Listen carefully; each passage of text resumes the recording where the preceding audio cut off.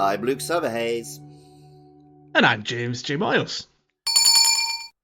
And you're listening to Monster Mash. And on this week's episode, we are hunting Congalala. Wild thing,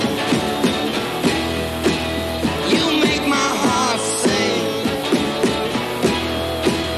You make the monster mash. It was a graveyard smash. It caught on in a flash. They did.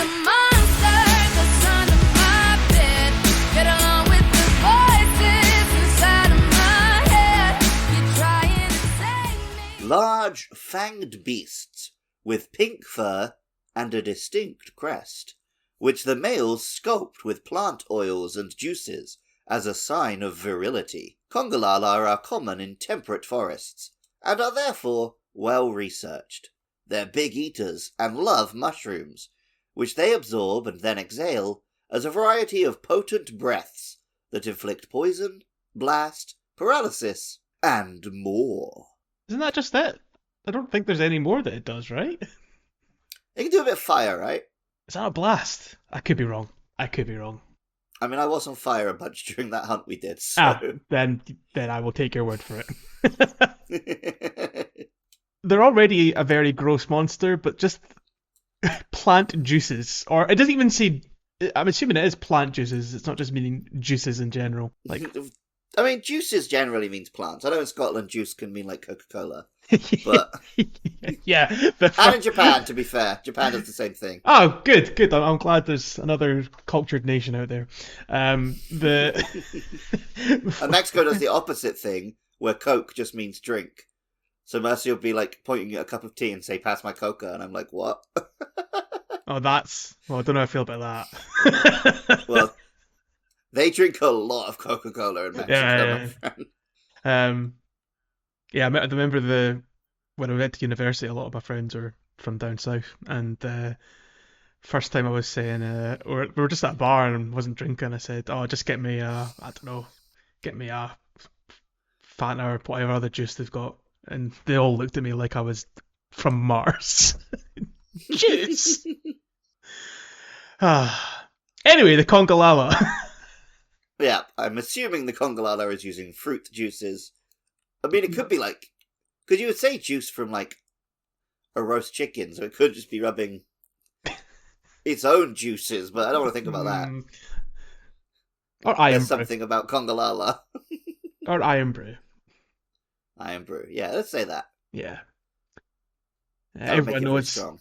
Everyone knows that iron brew drinkers are very virile. Yeah, it's made of girders. Made of girders. Hell yeah. I'm excited to have an iron brew next week. That's the one I definitely cannot find in Japan. Yeah. Not even like, I suppose even in import shops you just be getting tea, right? Like in a British section of a supermarket. They've even got them. I don't know. We can find tea, but yeah, like, I'm not seeing any British sodas. There's no Vimto to speak of. So the Congalala... And then even in England, I'm not necessarily finding the real iron brew. True. You'll have to bring me a can of 1917 down when you when I see you at the wedding. I'll see what I can do. Yeah, anyway, so moving on from juice chat. Let's just chat about the dominance of iron brew for a whole episode. Do you want to share the classic fact that Scottish people have to say about iron brew's dominance? Oh yes, I certainly would. There's very few countries in the world where the Coca-Cola company do not own the most popular soda. I think there's maybe 2 or 3. One of them is Scotland. Scottish people do love that iron brew. As As the presenters on the talking about the Football League call it in England, Earn Brew. No, not happy with that. I wasn't happy with that, but I've seen it happen. So the Congalala is a returning monster, but from a while back. Yeah, I'm having a look on the wiki here, and I think the last one I was in was Double Cross, or GU. Yeah. And then because he wasn't even in Generations. We fought him in Generations Ultimate. Well, yeah, we would have fought him in Double Cross before Double that. Cross. Yeah. Playing it in Japanese. Yep. I still can't believe we did that. Wild. Well, remember, it was a while before we got. That's true. We didn't think we were going to get it, right? We thought maybe World was Yeah, going to because it came out too close to World, and then it ended up coming out like a year or two later when World did crazy numbers, and Capcom were like, "Damn, we should get something out on the Switch." Mm-hmm. But yeah, before that it was Freedom Unite, Freedom 2, and then 4 Ultimate, right? So, and it's back for Is he Wild. 4 Ultimate? I can't remember. Yeah, he's in 4 Ultimate. Yeah, he is. Yeah. Yeah, well, Wild has... We talked about this a little bit in our intro episode. One thing that Wild has done really well is it's mostly not just like dinosaurs and lizards. There's a really good mix. We got some bugs in there, we got monkeys, we got big hulking whatever's Doshigama is. Like I don't know, a Yeti. Like a Sasquatch, something like that, right? We'll talk about him when we get to like him, sure. A big bear dog beast. Yeah. Big Goss Harag energy. Oh, yeah. It's a bit... I think people were saying that even like in that first trailer, that it looks related to Goss in some way. But yeah, I mean, for many, this will be their first exposure to Congalala. I was watching the... Obviously on YouTube, there's like a Congalala Across the Generations video. And one thing that was interesting is I've been thinking in my head, like, yeah, this isn't the first HD Congalala, because he's HD in Double Cross, but like, this is the first HD Congalala, really. Like the they slightly spiced up those models, but not much. They are more or less slightly up-resed models just ripped from the 3DS games, right? Like that's Yeah. Yeah, like it doesn't have. But even actual... then, like comparing the Monster Hunter 4U one to like the PSP ones is still a big jump up. Well, apparently it was in Stories and Stories 2, so if you want to get specific with it. Yeah. I mean, pretty much all the monsters are, I think, has some Stories representation. And Stories 2 was console only, right? So that would have been the first HD Congalala, if you want to get specific. Yeah. But I know what you mean. Like, but that's like a cartoon art style. But yeah, like here they've got like the really nice fur effect. I don't know if nice is the word. Big juicy butt cheek effect. high definition arsehole.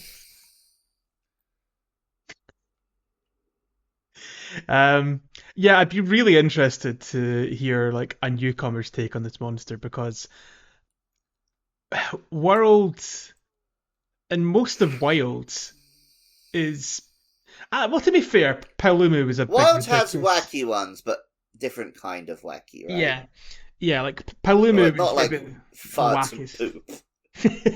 Yeah, like I feel I'm glad Congalala's in this game because he is just a ridiculous monster, but I think really interesting as well. Like the fact that he's using all these mushrooms, which the hunters put to great use, you know, for traps and ingredients and ammo and what have you there. Yeah, like especially pre-World when you needed a mushroom to make a potion.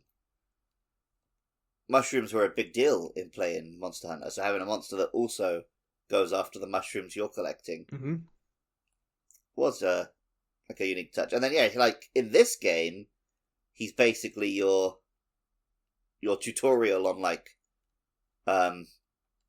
status effects and area of effect attacks and all that sort of thing. Yeah, I mean Lala Barina has a status. Put the she comes before, but just the one, and like she can't just send out a big cloud at like a moment's notice the way Congalala can. Like if you were lucky enough to miss getting hit by Fire Blight or Para, you're probably going to get hit with it with Congalala. Like I think the Para move it does, where it does like a big sort of mist and it almost goes around the monster. I get hit by that so much with Dual Blades because I'm usually locked in place in an animation and then he barfs out a big belch of para, and that'll be me. He's Yeah. And then he's also got, like, he really, as an early game monster, he has hits that hit hard, but they all have a big wind up. And then, like, he'll do, like, his combo of slaps and then sort of end up on his ass. So it's a great monster at teaching you, like, here's where you need to dodge, and here's where you need to attack. Yeah. There's, Gaijin Hunter has an old video, like, an introduction to playing Monster Hunter. And he says you kind of have to think about it as a turn-based game. And, like, sometimes it's the monster's turn, and sometimes it's your turn. And you can't just attack whenever you feel like it. And Congalala, I think, teaches that quite well. Yeah, to a new player. I think as you get, I think that's definitely been the case in previous games. I think if you're top level of wilds, with with like with wounds and like certain weapons, you're going to be. It's always your turn. The monster is lucky to survive. You're in for, just it's like something like Joe Blades, where you can be hitting perfect dodges constantly in demon mode, constantly proccing paralysis or what have you on the monster. But yeah, totally get your point, especially with Congalala. Like the big belly slam is the move that sticks out for me, where he's winding up and it's very obvious what he's going to do. So good, good early game monster, definitely. And yeah, it's amazing how he has like a full suite of moves that totally work as a suite of like fighting attacks, but also they're all comedy animations and jokes. Yes. Yes. Like, he's swinging at you and then tripping himself up. He's doing a big, like, chubby boy belly flop. He's... yeah, he's eating mushrooms to burp and fart different poisons at you. The animation for when he gets, like, caught in, like, the vine growth in the forest, we got it on our hunt. It's so good. It's just... They knew what they were doing. They want this monster to make you laugh. Oh yeah. It's just his everything is under the vines except his big fat ass, just poking up in the air. Yeah, and then he has a wound like directly between the butt cheeks. Yeah. So yes, they knew exactly what they were doing.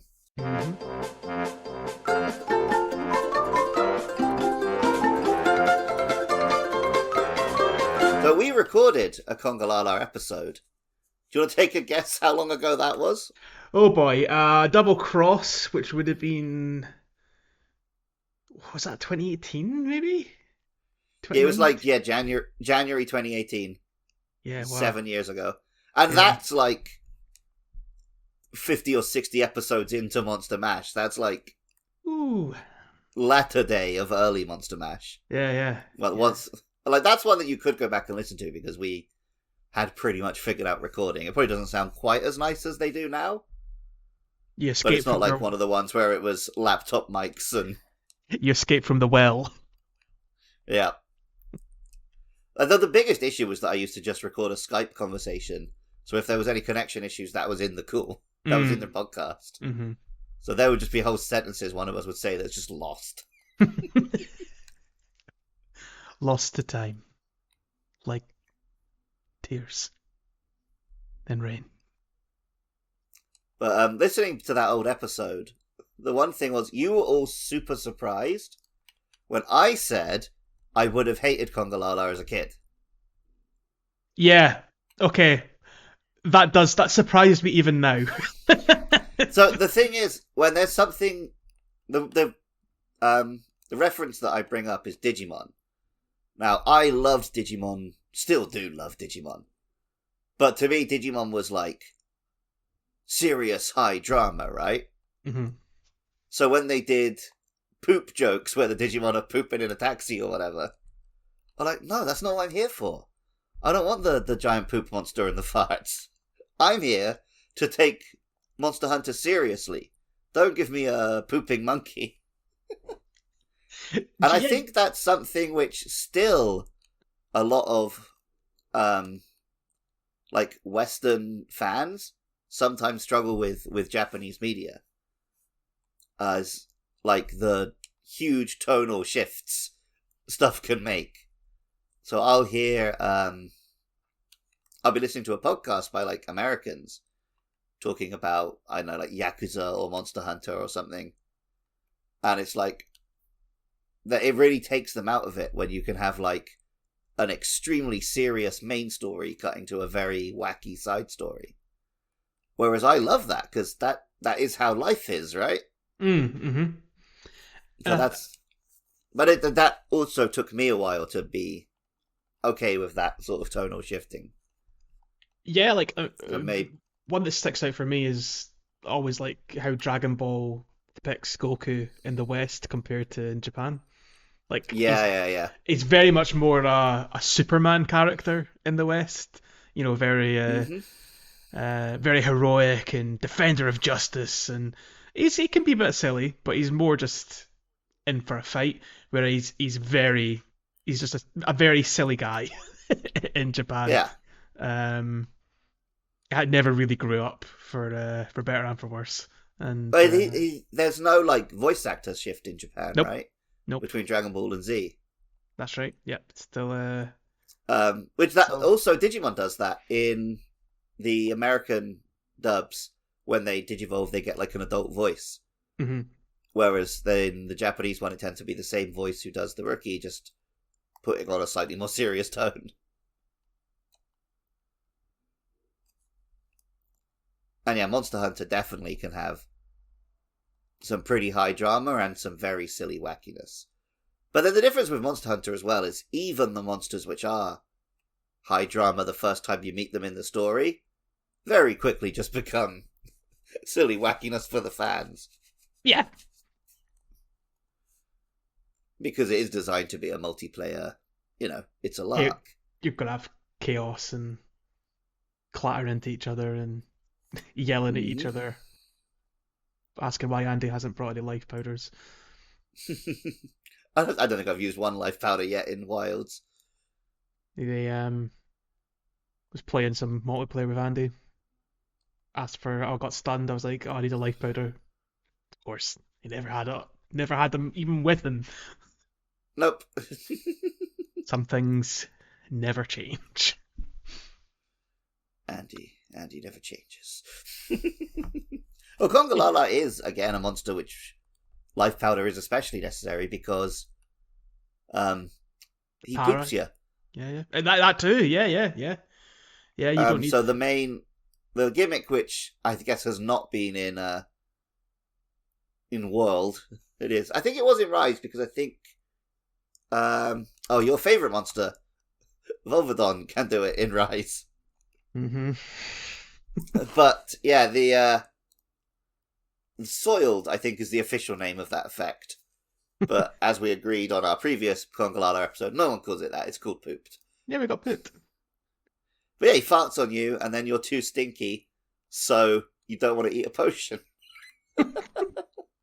I assume is what's supposed to be happening there. Hey, do you know what? Capcom's just trying to teach good hygiene. Good on them. Yep. Don't eat in the bathroom. I do eat in the bath. What do you mean you eat in the bath?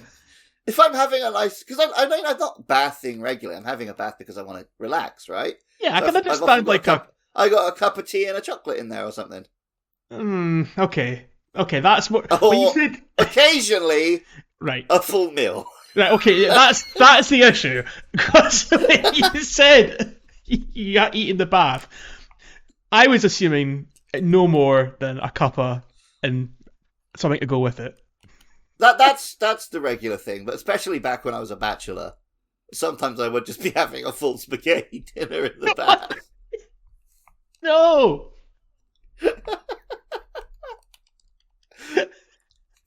Yeah, I thought that one might get a reaction. No, it's Congalala absolutely shits where he eats, because he shits everywhere. Yes, he does. And the Woodwoods do not like that. No, especially when he shits on the honey that they want to collect. Mm-hmm. So yeah, he's one where the first hunt is kind of a transactional hunt. Because we just want to get into the forest and the Woodwoods It's just it's their forest, and we have to, pay tributi. Tributi, yes. And they insist that we hunt a Congalala for them. A question, and it's not something I've...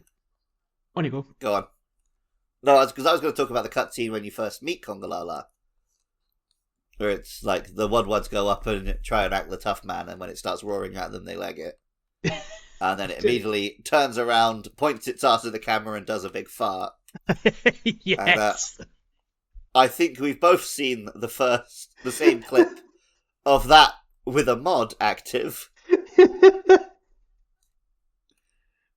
Where there's a mod going around for the PC version where you can replace Congalala's model with a giant Gemma in her underwear. And yes, she turns around and farts at the camera. Which is one of those cases of, this is very funny. This is definitely a fetish for someone. Oh, 100%. Like, this is... The person that made that mod did not do it because, haha, this would be a laugh. We all know why they did it. Deviants. Not in the Monster Hunter sense. No. They are monsters. So, the Congalala has the Conga. Yes. A small monster variant. Which, so Monster Hunter talks a lot about alphas, right? Mm-hmm. And, me and you are alpha males, but we should also talk about so the concept of the alpha male comes from a study of wolves, which has been widely discredited.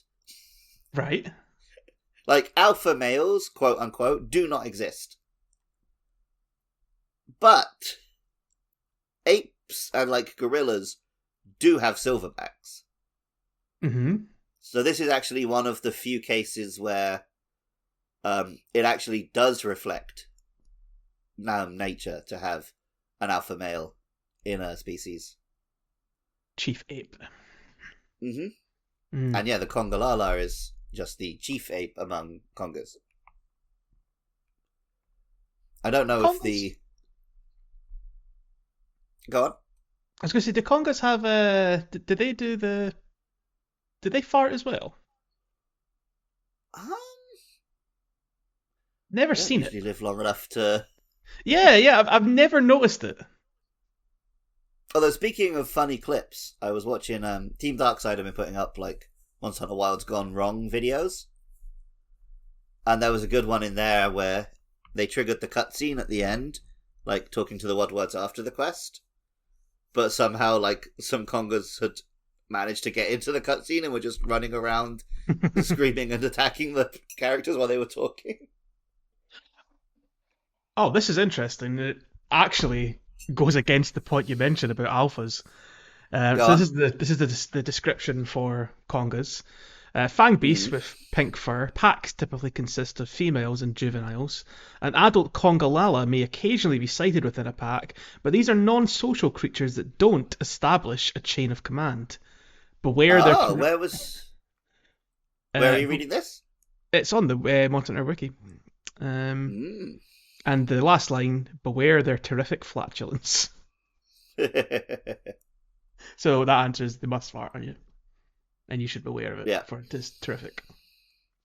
But yeah, maybe Congalala is not actually a pack leader then, it's just a male turning up. I think that's sort of how maybe elephants work. Where there's herds of females and the males just turn up, be a nuisance, mate, and leave. But,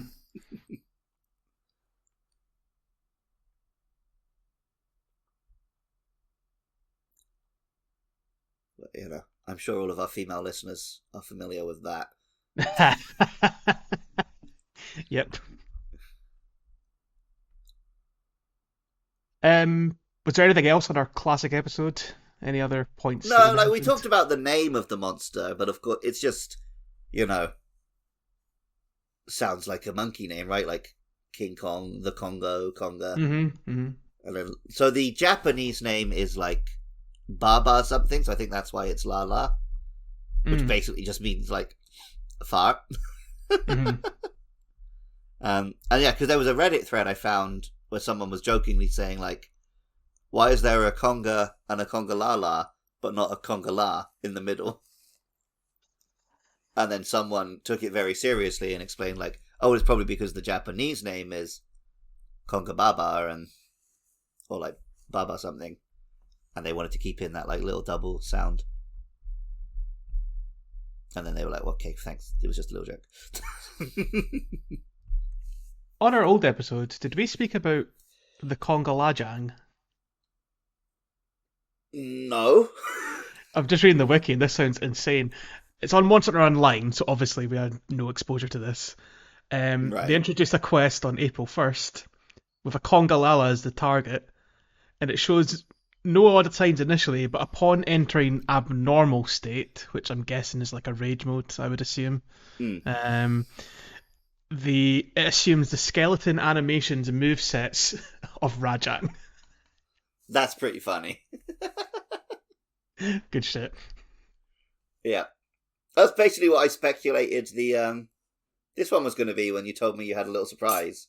And it was just a miniature crown.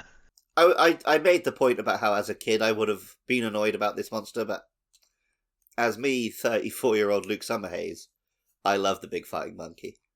Yeah, I think it's, as I said earlier on, a monster I'm very happy is in the game. It's not a challenge. It's not really meant to be, but he is funny. And I'm glad a lot of new players will get their first exposure to the big farting monkey.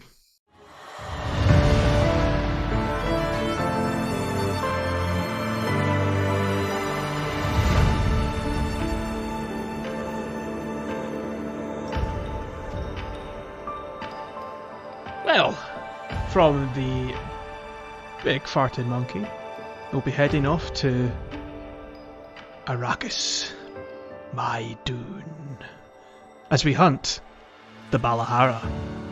So make sure and join us for that one coming up next time. Until then, Luke, where can we be found?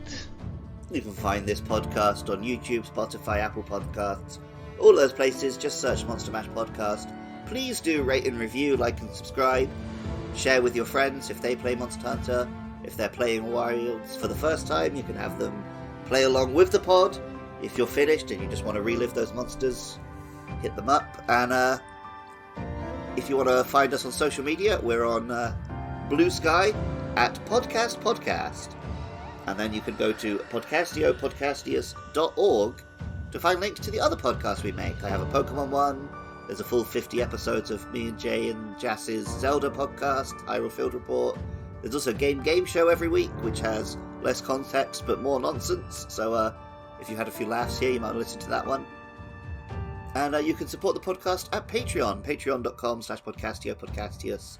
Help me keep the lights on, help make this worth bothering to edit every week. And even if you don't want to do any of that, thank you so much for listening. And of course, at any time, you can just go to amazon.co.jp and buy me a copy of... what do I want? Give me one of the old Monster Hunter. Give me Monster Hunter 1 and I'll do some episodes on that. If you buy it for me, and a PS2.